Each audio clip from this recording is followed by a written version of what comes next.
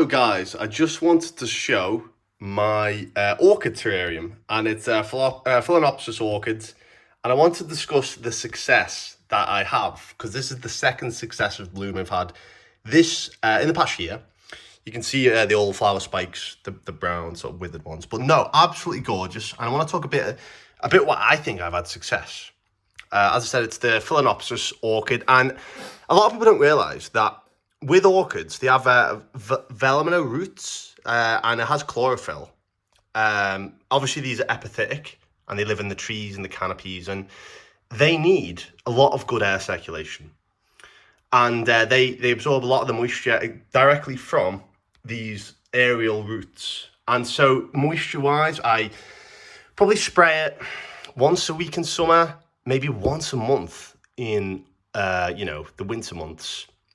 And on top of that, I have, a selection of callistemon seed pods, bark chip. You've got various substrates, and then rocks. And also I have a Brachythecium rutabulum, which is a native English moss, which I plucked from my garden. And as you can see, it's spreading quite nicely. And we have a fern, the Nephrolepis, I think they call it. It's definitely not a Boston fern. I don't think so. And it's more suitable for like a small terrarium. And I think this, as I said, the success I have with this is the fact that the roots are, well, they're essentially completely airborne.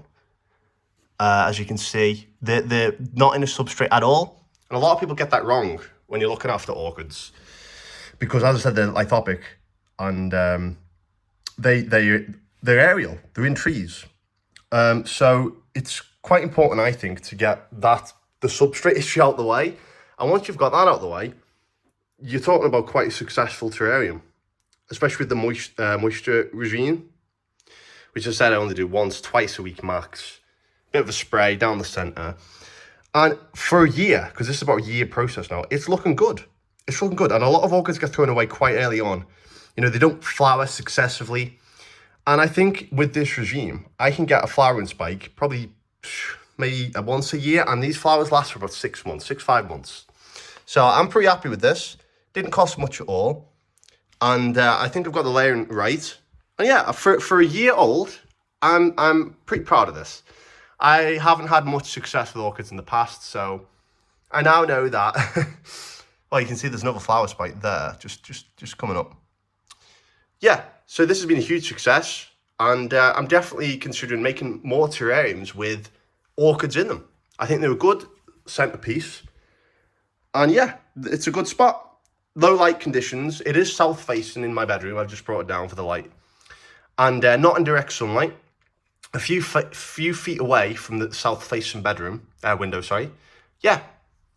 Also, it's really growing quite well, and yeah, I hope you guys learned something from this, and hopefully you replicate some success.